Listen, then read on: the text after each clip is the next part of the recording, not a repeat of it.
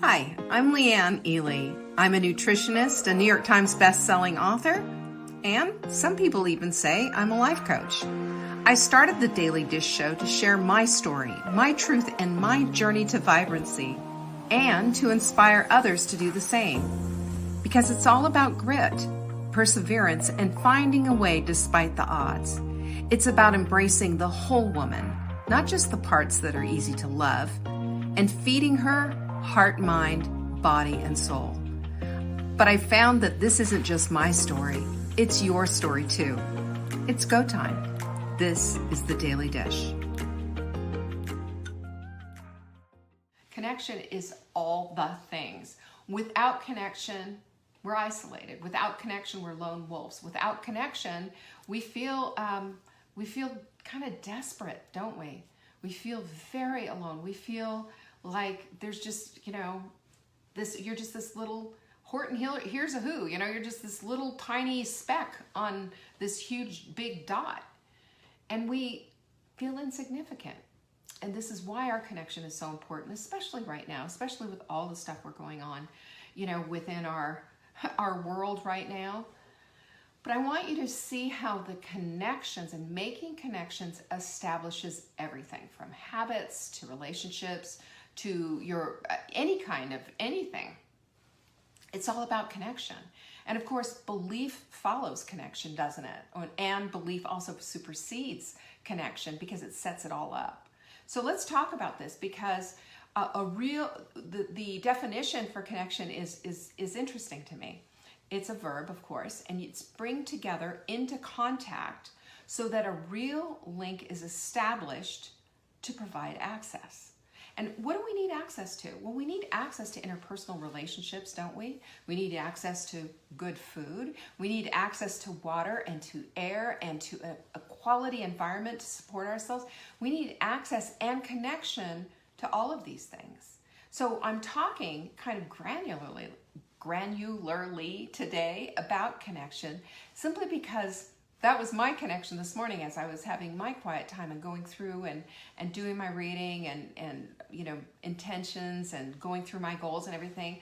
I was just really looking at everything and everything that I'm hopeful about, all the goals that I've made are all based on making a connection with it. And when we connect with something, we connect with it, and we always say this, heart, mind, body, and soul, because otherwise there is a disconnect. We can't completely embrace something when the rest of us is left behind. This is why I always say it's not just a matter of what your gene size is, it's a matter of your journey to get there. And your journey to get there is what's going to define and help you to create these amazing connections that are game-changing, life-changing. It really is that significant. So how do we connect? And the other thing too, besides all these connections is it's a matter of connecting to and connecting with. So we connect to, my computer right now is connected to electricity, but I am right now connecting with you. So there is both involved here. There is the mechanics of connection, and there's also the heart-soul connection thing that goes on. And I want you to think in those terms because we need both. That's part and parcel. We need to be able to connect with the mechanics, and we also need to connect heart, mind, body, soul. Because then that's when things start to change. That's when we start to grasp it, and that's when we start to embody it, believe it, and have it be something that shows up in our lives instead of something that completely frustrates us all the time. It's that significant. Now, here's something interesting. I read this today.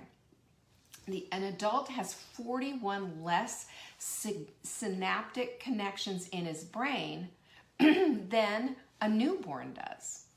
Doesn't it seem like it should be the opposite? Well, this is the interesting part, and this is what I'm talking about. This is this synaptic pruning thing that I'm talking about. Well, when we develop things in our brains, and you know this, I took piano as a kid. I took 5 years of piano. I got a little bit proficient, but not quite enough to get there. And, as a kid, I wasn't exactly Johnny on the spot and practicing an hour every day. There was times I missed, and I always had to make excuses to my piano teacher and what have you. But I learned how to play the piano. 30 years later, I found a used piano when my kids were little, and bought it, brought it to the house, and sat down to play it. And it was just like, the disconnect was just terrible. And I remember thinking, well, I knew where all I knew I could do the scales. I knew where everything was, but I couldn't quite connect with it. This is because I didn't practice anymore. I mean, think about the difference between me and a concert pianist. Who did the synaptic pruning? I did. I did the synaptic pruning. I kept a couple of basic things in my head. I mean, I could tell you exactly where C is on the piano keyboard, but a concert pianist has been practicing and practicing. The Oregon Trail in his head, that's that synaptic connection is strong. The Oregon Trail in my head, kind of broken up. So there's a big difference there. And synaptic pruning happens when it's, use it or lose it kind of a thing. This is why it's so important, especially with our elderly parents and what have you, to make sure that there's activity going on, because we don't want synaptic pruning happening, on the regular, just down to nothingness.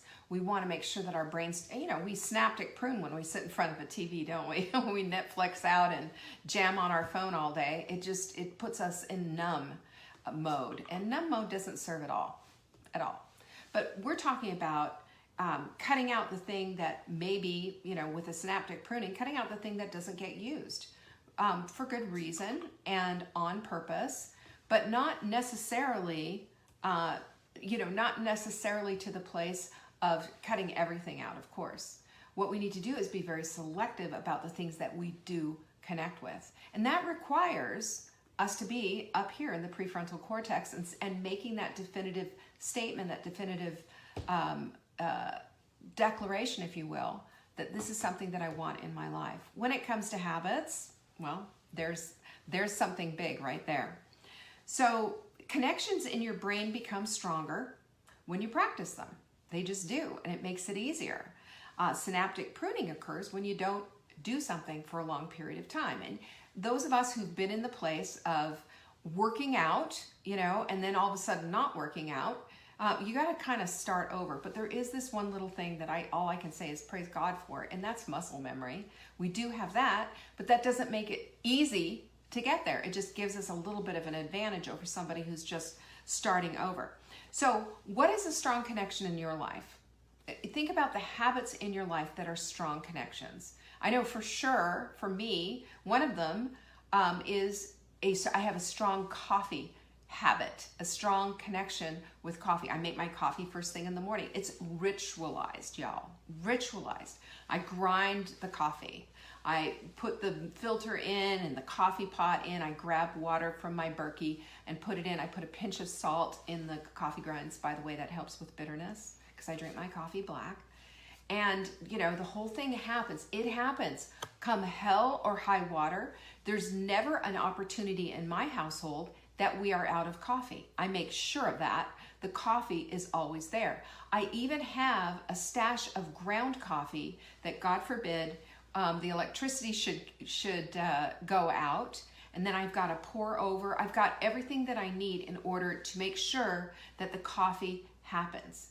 Coffee is a strong habit, a strong connection for me after I don't even know how many years I've been doing this. Since the 80s when I started grinding my own coffee and almost ritualizing it. So that's a good, strong habit. So when we use an established connection to add a new behavior in, what do we call that? We call it piggybacking. James Clear calls it habit stacking, and so does BJ Fogg, who wrote a book called Tiny Habits. And that is adding something to something that's already established, adding something new to a real baseline habit. So for me, my coffee was just, it's not going to work. It's not going anywhere. It's going to happen. I wanted to create a brand new habit, and my brand new habit was doing the 4-minute workout to get things going. So I made my coffee habit to be my trigger so that I could do the 4-minute workout. Without the 4-minute workout done, I do not get a cup of coffee. So I've required a connection to a new habit, and a reward for doing the new habit. Do you see how that all works out? I've talked about this before, but I think this is important to break it down and understand that the connection is the trigger, that the trigger is the connection rather to the established thing already. So another way that you can do this, and I'm showing you how to do this because I know that for some people that getting started with new habits is hard. It is hard. It's new. It's something it isn't an Oregon Trail yet. It's a brand new habit that needs to have basically be tethered to something that's already established. And in our perfectionism, in our glory, and in our whole idea, when we understand this, you know what we have this tendency to do? We have this tendency to say, well, if I can do this with one habit, I can do it with 10. And then we overwhelm ourselves and we just don't handle them. I would only say to maybe add 2 or at the maximum 3 spread out through the day to help you to remember. So a trigger or a cue then for me to do the 4-minute workout has been my coffee being brewed. I empty the dishwasher first because that is also established. Then I go right to the 4-minute workout. The coffee's already done. I race it. I race getting the dishwasher unloaded while the coffee is brewing because I don't know, I'm competitive with the dishwasher, I guess, but it's fun. And then I go to the place where it beeps and I'm like, yeah, I know it's ready, but you can't have it until you've done this. And it's simple.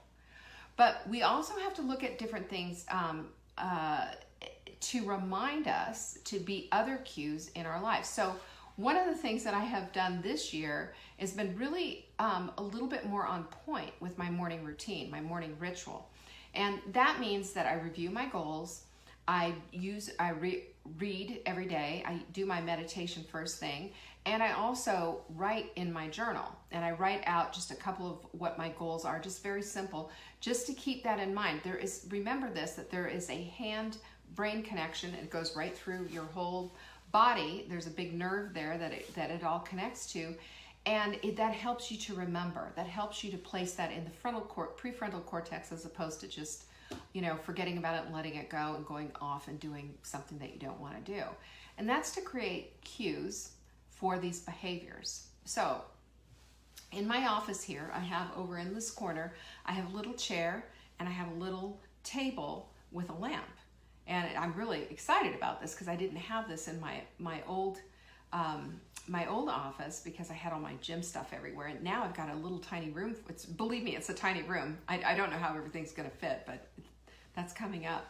But over here, I put on purpose because I'm trying to keep things neat and tidy, except for my research table, which is always a disaster. But I keep things over there. And at night when I leave and close down my office, I place my journal, the book that I'm reading, and my ear pods on a pile on the seat of my chair, because that is my cue. As I walk into the office, I see that first because it's out of place, and it reminds me to sit down and to get a lot more consistent with my morning routine, my morning ritual. I'm pretty consistent with it, but there's always some. But I realize and recognize too, going to bed at the same time and getting up at the same time really helps to really ritualize that. So look at those kind of things. These are the things that we can do easily to help us to establish these connections to these habits that we want in our lives so that we can move the needle forward. So same thing with working out. Another thing, I haven't done this yet, but I was thinking about how I want to do my workouts a little bit earlier than I've been doing them because it's just been a little bit too haphazard. So I've got 2 things that I've been doing. And one is, and it's in my planner, so I know, set up my routine, what I'm going to do the next day, because on my app, it has a way to stack your workouts, which is fabulous. So I get to do that, and I set that up. And I'm moving all of my workout clothes downstairs. I've got a little plastic, you've seen them, the Rubbermaid chests of drawers. They're really pretty crappy, but they'll hold things. I can put on the top, I can put my socks. In the middle, I can put, tops, and then the leggings on the bottom. Put that all downstairs so I don't wake up Mark. See, you see how this all works? You start to connecting with the reasons why you don't. You ask yourself the questions. What's standing in the way? Well, I don't want to wake up Mark. Why do you have to have your workout clothes in that dresser? You don't. Move them. Now, these are all examples that I'm giving you out of my life. You've got examples in your own life of things you can do to just make those little tiny refinements so that now you can trigger a new habit. Now you can have a cue to piggyback on a habit and really make those strong connections. You know, we're all about connections. Without connection, we feel isolated. Without connecting to the habits that we have and the habits that we want to have in our lives, we don't make them. You know, we don't make them, and then we feel frustrated and thinking everybody else is getting all this, you know, all this success in our lives. Why am I not? Well, it's making sure that we have highly actionable cues in our lives, setting ourselves up for success constantly. You know, take this thing out, put it away, add this thing in to remember. It's simple. Write them out and write out some of these things. Like write down all of the things where you're frustrated on one side of the page, and then on the other side of the page, think about what triggers can I use, how can I connect, what cues can I use in order to connect with the habit that I want in my life. Isn't that just so fabulous?